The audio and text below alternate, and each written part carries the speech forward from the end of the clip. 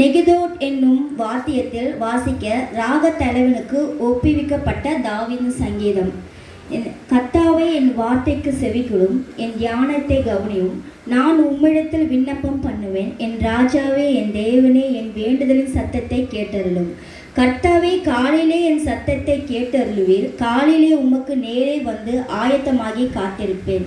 நீர் துர்மார்க்கத்தில் பிரியப்படுகிற தேவன் அல்ல, தீமை உம்மிடத்தில் சேருவதில்லை. வீம்புக்காரர் உம்முடைய கண்களுக்கு முன்பாக நிலைநிற்க மாட்டார்கள்.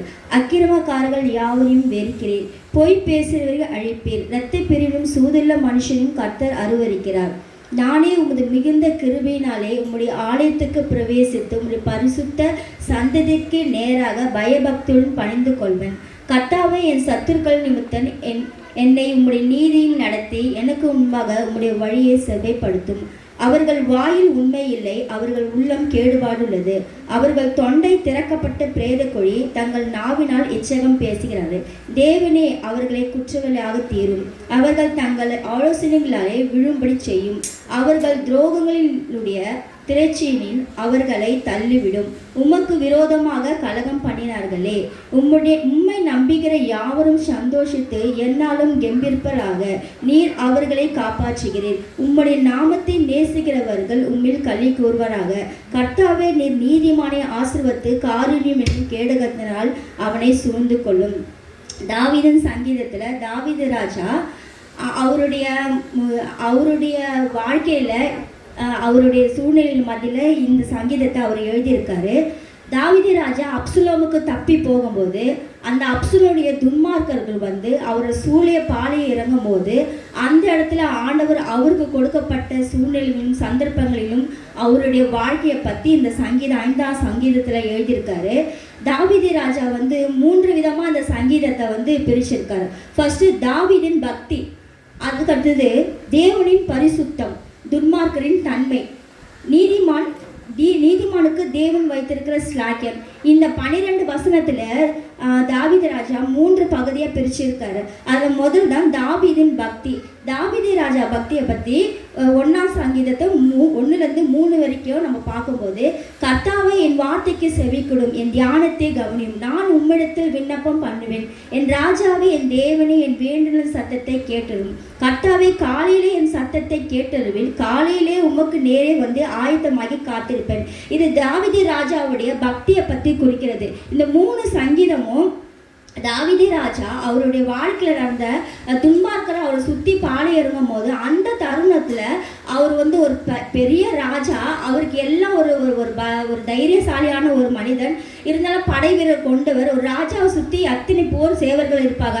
ஆனாலும் கூட தாவீது ராஜா அவங்கள யாருமே சார்ந்திருக்கல. தேவனை மட்டுமே சார்ந்து தேவனுடைய சமூகத்தில் பயபக்தியோட ஜபம் பண்ணிடுவானாம். தேவனே, இந்த மாதிரி எனக்கு துன்மார்க்க என்னை சுற்றி இருக்கிறாங்க, என்னை படை எடுக்கிறாங்க, என்னை கஷ்டப்படுத்துகிறாங்க, என்னை துன்பப்படுத்துகிறாங்க அப்படின்னு சொல்லும்போது இந்த 3 வருஷத்துலேயும் அவருடைய பக்தியை தான் குறிப்பிட்டிருக்காங்க.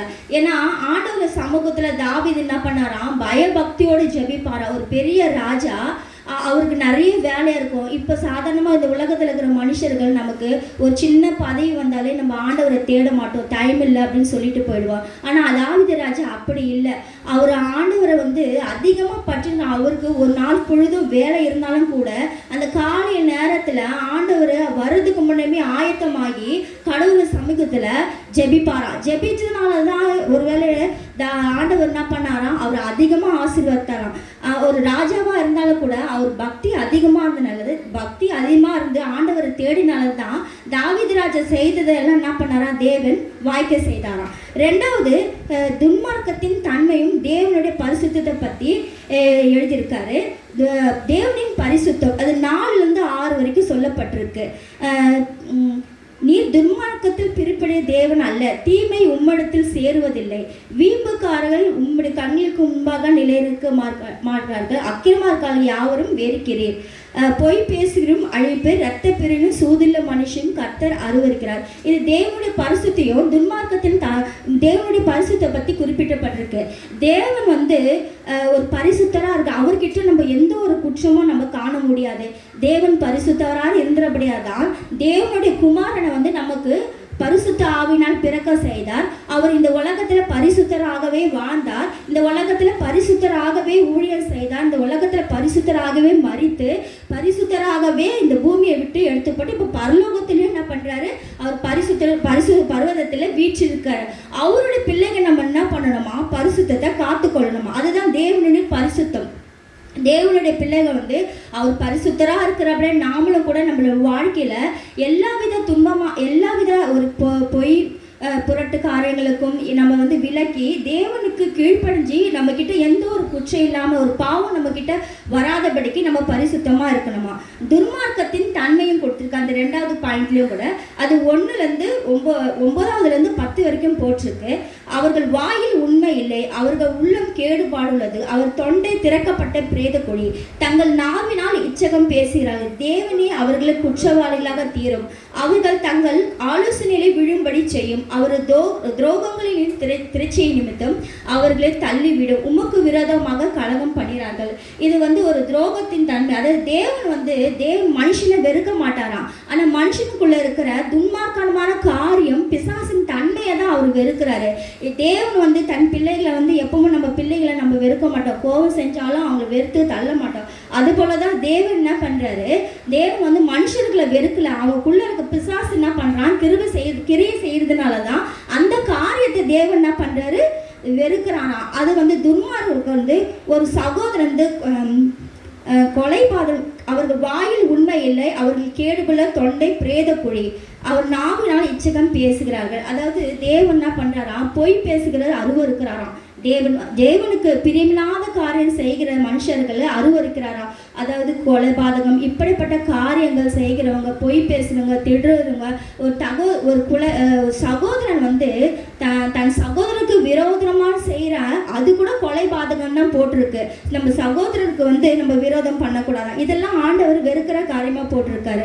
அதுக்கப்புறம் நீதிமானின் ஸ்லாக்கியம் 3வது. இந்த நீதிமானின் ஸ்லாக்கியம் வந்து உம்மை நம்புகிற யாவரும் சந்தோஷித்து என்னாலும் கெம்பீரிப்பராக, நீர் அவர்களை காப்பாற்றுகிறீர், உம்முடைய நாமத்தை நேசிக்கிறவர்கள் உண்மையில் களி கூறுவராக. கர்த்தாவே, நீர் நீதிமான்களை ஆசீர்வதித்து காரியம் என்னும் கேடகத்தினால் சூழ்ந்து கொள்ளும் சொல்லி போட்டிருக்கு. அதுக்கு முன்னாடி 8வது வசனத்தில் போட்டிருக்காரு, கர்த்தாவே, என் சத்துருக்கள் நிமித்து என்னை நீதியில் நடத்தி எனக்கு முன்பாக உன் வழியை செவ்வைப்படுத்துன்னு போட்டிருக்காரு. இந்த உலகத்தில் இருக்கிற நம்மளுக்கு வந்து அநேக பாவங்கள் துன்பங்கள் எப்படியும் அந்த சுற்றிலும் மனுஷர்களால் தான் நம்ம வாழ்ந்து கொண்டிருக்கோம். அந்த மனுஷர்கள் மத்தியில் நம்ம என்ன பண்ணணும்னு சொல்றாரு தாவீது. அதுலேயும் கூட நம்ம வந்து வைராக்கியமாக ஆண்டவருக்கு இந்த துன்மார்க்கான மனுஷர்கள் கடந்து போகிற அந்த பாதியில் நம்மளும் இருக்கும்போது இந்த பாவம் நம்ம கிட்ட வராதபடிக்கு மிகவும் ஜாக்கிரதை உள்ளதா இருக்கணுமா. அவர் ஆண்டவர் சமயத்தில் ஜபிக்கிறாரு, என் வழியை செவ்வைப்படுத்துன்னு சொல்றாரு.